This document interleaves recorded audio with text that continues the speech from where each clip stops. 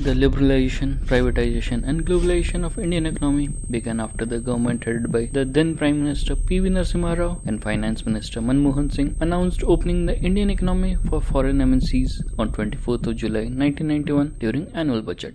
Before LPG reforms, there was state interference everywhere, from labor and financial markets to industrialization, central planning, and business regulations. Further, the Indian economy was closed, with the Indian rupee being inconvertible and relied fully on internal markets for development. Finally, PSUs were considered the vehicle of growth, and there were restrictions on MNCs and FDIs. In short, India was a socialist society with a strong public sector.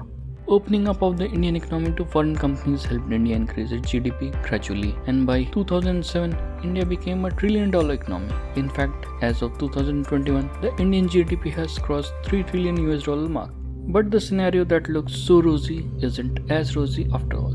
With opening up of Indian economy, there was increase in trade with the world, and this brings up peculiar numbers. Before 1991, the amount of trade happening with the world as share of Indian GDP hovered around 15%. But post LPG, this number increased to 55.8% by 2012 and is now 45.3% for financial year 2021-22. This means at present only approximately half of the GDP comprises of domestic consumption. When compared to USA and China, this number seems quite high. In fact, at one time, even China was generating approximately 65% of its GDP doing trade, but at present have brought it to 37.5% for financial year 21-22. On the other hand, USA have always kept the trade value below 30% of its GDP. It has prioritized GDP generation from domestic market over trading. When the share of trade in GDP for top 5 and bottom 5 countries in terms of per capita GDP in G20 for the past 20 years is seen, it is evident that at present this number for Australia, Brazil and Indonesia hovers around 40%. For South Africa, it is around 55%. And for Canada and France, this number is around 60%, whereas for Germany, it is almost 90%. In the pre-liberalization era, India was less integrated with the world economy, which made it less sensitive to global financial crisis. However, that has changed in recent years, and India's dependence on the global trade has increased to a great extent, though the degree of globalization is lower than the large European economies like Germany and France.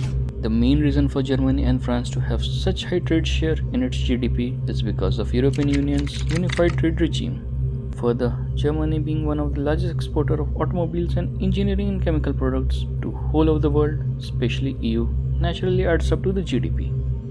Canada and USA does a lot of trade. In fact, largest importer of Canadian goods is USA. But due to large difference in the size of economy of both the countries, the trade volume makes up a huge share of Canadian GDP while impacting USA's GDP minimally. The two largest economies, the USA and China, have become less globalized in the past decade. China's trade to GDP ratio has slipped from over 50% to about 37% at present, while the USA has dropped from 30% to 25%. Despite being the largest trade partners for most economies, China and USA also have huge domestic markets that reduce the exposure to global tremors. To put up in the perspective, China and USA were first and third most populous countries in the world back in 2021-22. So it is safe to say that Indian economy is more dependent on global trade than Chinese and USA's economy. To keep India shielded from the tremors of global financial crisis, India needs to increase the share of domestic market in its GDP. What is your opinion? Do comment below and let us know. This is all for today's episode. I hope that you have liked it. Thanks for watching. Please subscribe for more of such videos. See you in the next episode. Till then, take care.